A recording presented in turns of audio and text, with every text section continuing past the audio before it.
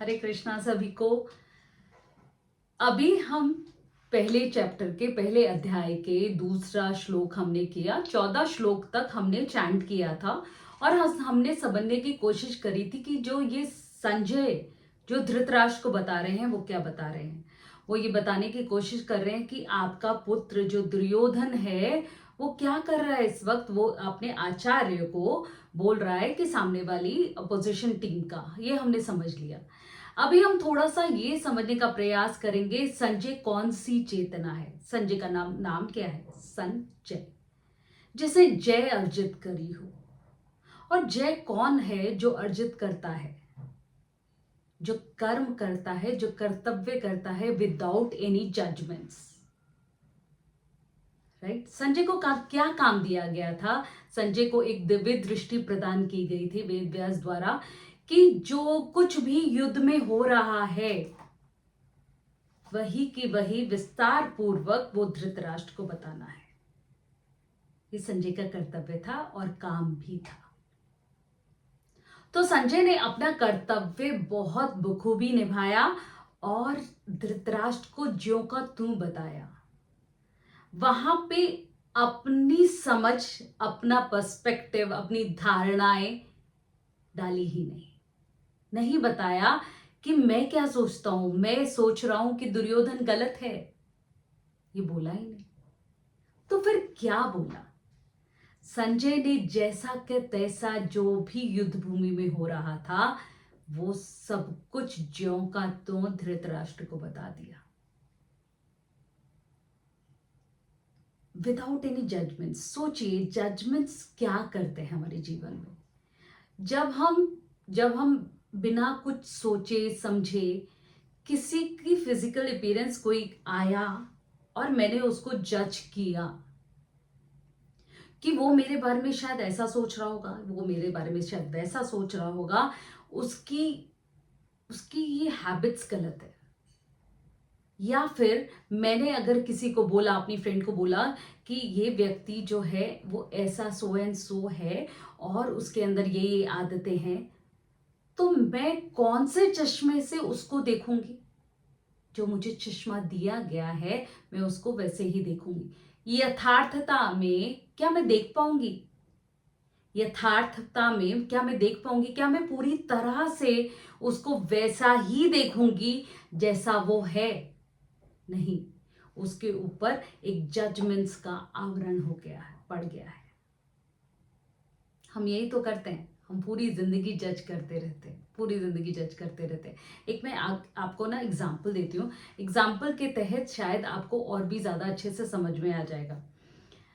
Hospital में सब कोई, हर कोई जाता है, ठीक है। किसी के पेट में दर्द है, मान लीजिए, एक स्टोरी, छोटी सी स्टोरी के रूप में आपको समझाती हूँ कि एक बच्चा और उसके पेरेंट्स हॉस्पिटल गए और हल्की सी सर्दी खांसी थी, उसको दिखाने के लिए गए। जनरल फिजिशियन के पास गए और जनरल फिजिशियन जाने से पहले एक लाइन लगी थी और बहुत लंबी लाइन थी और उन्होंने सोचा कि यार ये हॉस्पिटल में इतनी लंबी लाइन क्यों लगी है। तो ओपीडी में पेशेंट्स जो हैं, जो डॉक्टर्स देख रहे थे, वो स्ट्राइक पे थे और जब वो डॉक्टर आया तो एकदम से हड़बड़ी मच गई, बहुत सारे पेशेंट्स वहां पे आ गए।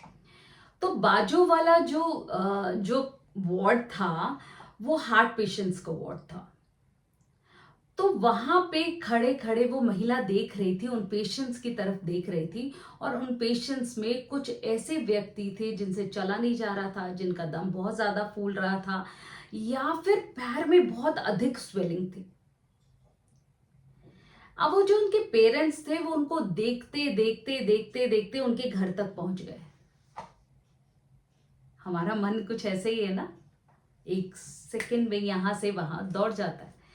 तो वहां पे वो देखते देखते जब उनके घर पे चली गई, उन्होंने सोचा कि ये ऐसे होंगे, वो वैसे होंगे, अपने आप में स्टोरीज क्रिएट करना शुरू कर दिया।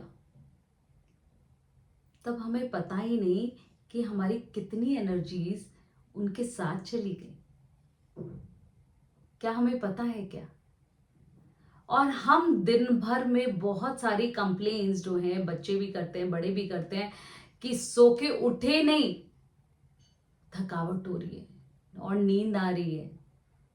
क्यों? क्योंकि हमने अपनी एनर्जीज को देखा ही नहीं कहीं जाते हुए। देखा नहीं है मगर गई हैं। This is because of lack of awareness.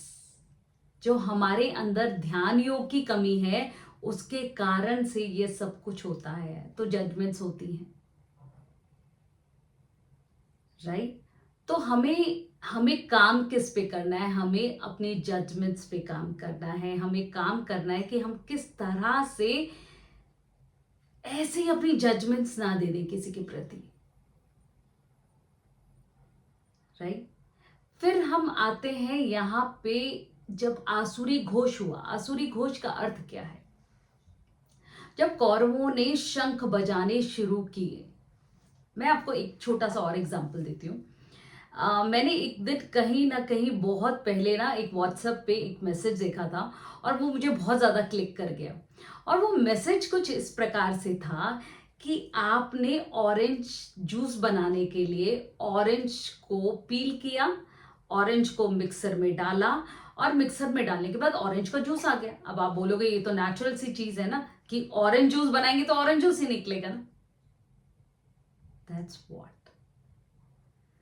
कि हमारे अंदर क्या भाव है, हमारे अंदर क्या चल रहा है, जैसे ही हम बोलते हैं हमारे अंदर से वो ही निकल के आता है।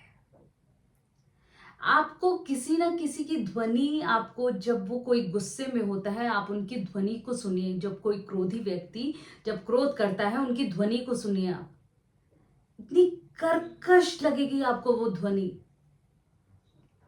कि आपसे सहन नहीं की जाएगी। कैसे? जैसे एक चौक पे जब एक चौक ब्लैक बोर्ड खुरदरा होता है और चौक के बीच में कुछ निकला होता है, क्लासरूम्स का सबको एक्सपीरियंस है ना? तो वो जो चौक एकदम से स्लाइड होता है तो वो कैसे आवाज आती है, तो वो हमारे कानों को बिल्कुल भी अच्छी नहीं लगती। तो सोचिए, जो भी आसुरी भाव है हमारे अंदर राग है, हमारे अंदर द्वेष है, हमारे अंदर क्रोध है, हमारे अंदर अहंकार है जिसको हम समझ नहीं पाते हैं, हमारे अंदर मोह है, हमारे अंदर कर्तव्य विमूढ़ता है, इतने सारे आसुरी भाव जब हमारे अंदर हैं, तो जब हमें स्क्वीज करेंगे, स्क्वीज करने का अर्थ क्या है यहाँ पर? जब भी हम अपने मुख से कुछ निकालेंगे वो कैसा लगेगा, कैसा प्रतीत होगा, ये आप खुद सोचिए, स्वयं विचार कीजिए इस बात पर कि कैसा लगेगा। अगर अगर मेरे अंदर अहंकार क्रोध है और मैंने मुखौटा तो ओढ़ लिया है, कोई मेरे यहाँ गेस्ट आया है, मैंने उनसे आराम से बात कर रही हूँ, वो मुखौटा तो ओढ़ लिया है, बट मेरे अंदर के भावों को मैं कैसे छुपाऊं, कैसे छुपाऊंगी? वो एनर्जी यहां से वहां तक जरूर जाएंगी। तो शंख घोष का अर्थ क्या है? पहले हम थोड़ा सा समझेंगे इस बात को कि शंख बजा रहे हैं, राइट? सबसे पहले कौरवों ने शंख बजाए, भीष्म पितामह ने शंख बजाए। जब भीष्म पितामह ने शंख बजाए, अब आप बोलेंगे भीष्म पितामह इतने ज्ञानी, धर्म के ज्ञाता, सब कुछ था उनके पास, राइट? मृत्यु, इच्छा मृत्यु का वरदान, सब कुछ था उनके पास। फिर भी ऐसा क्यों हुआ कि वो आसुरी साइड से लड़ने के लिए तैयार हो गए? हमारे अंदर भी बहुत कुछ ऐसा होता है कि हमें समझ में नहीं आता कि जहां पे हमें बोलना होता है हम नहीं बोलते हैं, जहां पे नहीं बोलना होता है हम भर भर के बोलते हैं। तो हमें समझ में नहीं आता कि हम चिपके किस चीज से हैं। हम बहुत जल्दी चिपक जाते हैं, बहुत जल्दी चिपक जाते हैं। मैं आपको एक एग्जांपल देती हूँ कि जब हमारे अंदर बहुत राग और द्वेष होता है तो होता क्या है कि एक छोटा सा एग्जांपल देती हूँ। बहुत सारी फ्रेंड्स की टोली बैठी होती है और जब बहुत सारी फ्रेंड्स की टोली बैठी होती है, हम किसी एक को प्लीज करने के लिए, ध्यान से सुनिएगा, किसी एक को प्लीज करने के लिए हमें लगता है ये हमारे लिए बहुत कर रहा है, बहुत अच्छा है, हम एक को प्लीज करने के लिए उस सामने वाले व्यक्ति को जिसकी इसके साथ नहीं बन रही थी, हम क्या करते हैं? सीधा अटैक।